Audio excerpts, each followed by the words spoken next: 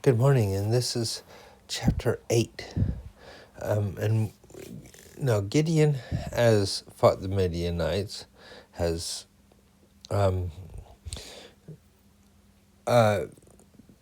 basically got them to fight themselves, but they still have pockets of them. He sent out an army to destroy some of them, but he pursues some more here. And the men of Ephraim said unto him, Why hast thou served us thus, that thou callest us not? And wentest thou to fight the Midianites? And they chided with him sharply. So they remember the people of Ephraim was sent. He's from the tribe of Manasseh, so they're kind of neighbors. But he was sent. They sent to fight, and Ephraim saying, "Well, why didn't you just ask us to go as well?" And he says, well, let's see what he says. He says unto them, What I have done now in comparison to you, what would have you done different than what I've done? I've done all this, and I did it with 300 men. This is not the gleaning of grapes. Is this not the gleaning of grapes of Ephraim better than the vintage of Abiezer?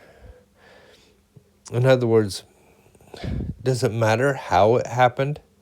It just happened. I did what the Lord wants me to do. God hath delivered into your hands the princes of Midian, Oreb and Zeb. And what was I able to do in comparison of you? Why should I call you out if I had the Lord with me? I already knew what I was doing. Then their anger was abated toward him, and then when he had said that, so basically, it's, everything's fine. I've handled it. You don't need to worry about it. And Gideon came to Jordan and passed over, and he and 300 men that were with him faint yet pursuing them. So they're going after somebody else over the Jordan. Well, the first group of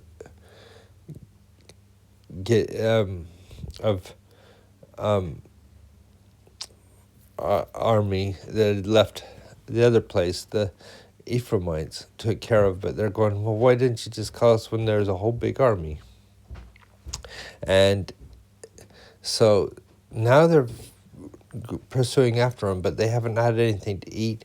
They probably haven't had much sleep, but they're pursuing after them. And he said unto them, unto the men of Succoth, Give, I pray you, loaves of bread unto the people that follow me. They faint, for they faint, and I am pursuing after Zebah and Zalmunna, the kings of Midian.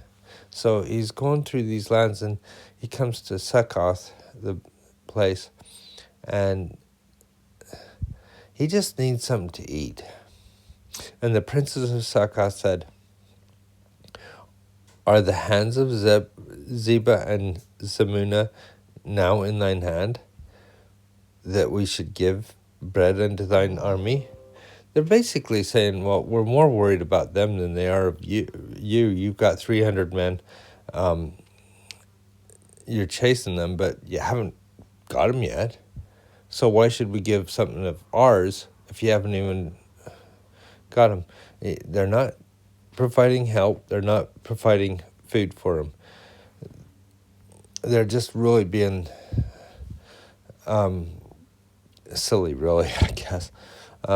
Gideon said, Therefore, when the Lord, notice how he says this, when the Lord hath delivered Zebah and Zalmunna into mine hand, then I will tear your flesh with thorns of the wilderness and with briars. He's saying, you know what? You don't help us, you're going to be responsible for that, and I'm going to do to you what I've do to the others. You're not having faith in the Lord, and that's who you should be doing. You should be. The Lord has sent us on this. You should be supporting that. And he went up thence to Penuel, and spake with them likewise. And the men of Penuel answered him as men of Succoth, and had answered him. So again, another city, another refusal to help them in any way. And he spake unto the men of Penuel, and saying, when I came again in peace, I will break down this tower. Now, Zebah and Salmunna were in Karkor, and their hosts with them, about 15,000 men against 300. All that were left of all the hosts of the children of the east. For there fell 120,000 men that drew sword. So that's saying, at the beginning when they showed their little lanterns and things, 120,000 men died, and they were going against them with something like 30,000 against 120,000. That's why people were afraid. At least that's what I understand from this. And Gideon went up by the way of them that dwelt in the tents east of Nobah and Gobehah, and smote the host, and the host was secure. For the host was secure. I think they're entrenched there. But he smote them. And when Zebah and Zalmunna fled, he pursued after them, and took the two kings of Midian, Zebah and Zalmunna, and discomfited the host. I love that word, discomfited. Like, yeah, they're just a little bit discomfited, but really it just means they're not very happy, and they're losing. And Gideon, the son of Joash, returned from battle before the sun was up, and caught a young man of the men of Succoth, and inquired. So he's destroyed the host, and he did it really quickly. And inquired. So this is one night he's done all this, and he described unto him the princes of Succoth and the elders thereof, even 17 men. So a lot of men, 17. So that's about 77. And he came unto the men of Succoth and said, behold, Zebediah and Salmunna, whom ye did upbraid me. Notice it wasn't just, oh, well, we won't feed you, but they upbraided him, probably saying it as a fool's errand or whatever, to go after them. Saying, are the hands of Zebah and Salmunna now in thine hand? What? That we should give bread unto thy men that are weary? See, he's saying, you didn't only just say, you wouldn't give it unto us, but you literally told us that we shouldn't do this, even though the Lord told us to do this. And he took the elders of the city and the thorns of the wilderness and briars, and with them he taught the men of Succoth. I love the fact that he taught the men of Succoth with briars and thorns, whipping them with those. And he beat down the city of Penuel and slew the men of the city. They had a harder lesson, it sounds like. Then said he unto Zebediah and Zalmunna, what manner of men were they that whom ye slew in Tabor? And they answered and said, as thou art, so were they. Each one resembled children of a king. What I get from that is, what kind of people did you destroy when you're going through? Well, Israelites, is what I'm getting from all this. And he said, "They are my brethren, even the sons of my mother." I don't think they're literally his brethren. If it was, that's even worse. "As the Lord liveth, if ye had saved them alive, I would not slay you." So there was a chance that they could have gotten out of this, but they didn't. They killed those people.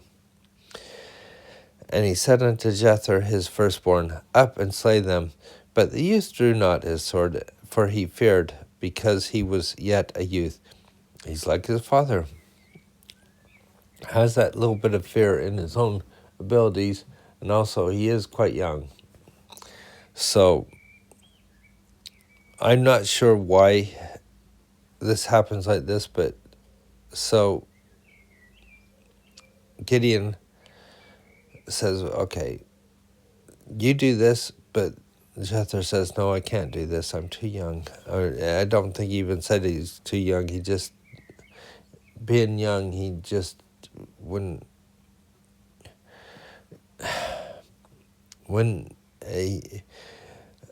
see it as something would do. And then Zebediah and Zumina said, "Rise thou and fall upon us, for the man is, so is his strength." They're basically saying, we've lost, and we are willing to die an honorable death in a way. And Gideon arose and slew Zebediah and Zunah, and took away the ornaments that were on their camels' necks. Then the men of Israel said unto Gideon, now notice how they say this. They've seen what he can do, so they think, this is great. We've got somebody that can do this. Rule over us, both thou and thy son's son also. Let's make a king. You know, everybody else has kings. Let us have a king, and you be the king. For thou hast delivered us from the hand of Midian. They have not asked what the Lord wants. They have not sought what the Lord wants, but they're willing to make Gideon a king. And Gideon said unto them, I will not rule over you, neither shall my son rule over you. The Lord shall rule over you. He makes it clear that it's supposed to be the Lord. And Gideon said unto them, I would desire a request of you, that ye would give me every man earrings of his prey, for they had golden earrings, because they were Ishmaelites. And there's a little note on the side about this, but I'm just going to add it in to my comments. And they answered, we willingly give them. And they spread a garment, and did cast therein every man earrings, and the weight of the gold of the earrings he requested was 1,700 shekels of gold, besides ornaments like earrings and things and collars and things like that. And the purple raiment that was on the kings of Midian, and beside the chains that were about their camel's neck, Gideon made an ephod thereof, and put it. Remember, ephod is like a,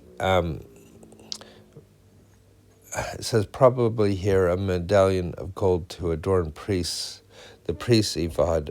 Later it was at times revered.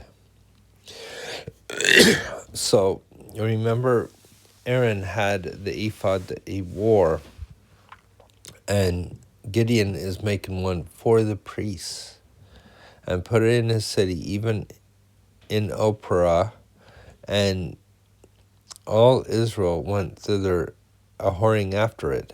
Notice how they put that, thither a-whoring after it, which thing became a snare to Gideon and his house. So you make something to turn to God. You make something that should turn people to God, and they start worshiping it. And that must have been hard for Gideon. Thus it was Midian subdued before children of Israel, so they lifted up their heads no more, and the country was in quietness for 40 years. in the days of Gideon. Again, it's always 40 years. But remember, 40 years just kind of means a generation. A generation of Gideon. And Jerubbaal, I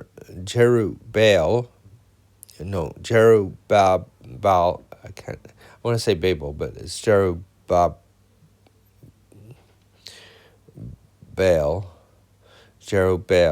the son of Joash, went and dwelt in his own house. So he's still called that. And Gideon it's interesting they jump between his names, had 70 sons of his body begotten, for he had many wives. And his concubine that was in Shechem, she bare him a son, whose name was called Abimelech. And Gideon, the son of Joash, died in a good old age, and was buried in the sepulchre of Joash his father, in Ophrah of the Abrazites.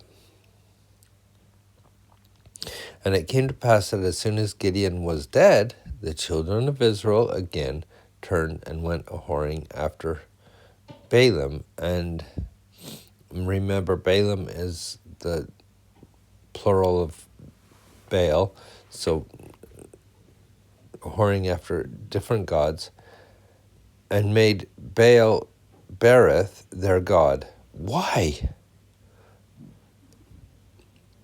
The children of Israel remembered not their Lord, who had delivered them out of the hands of their enemies on every side. Neither showed they kindness to the house of Jerubbaal, namely Gideon, according to all the goodness which he showed unto Israel. So not only did they stop worshiping God, but they stopped showing, having the reverence that they probably should for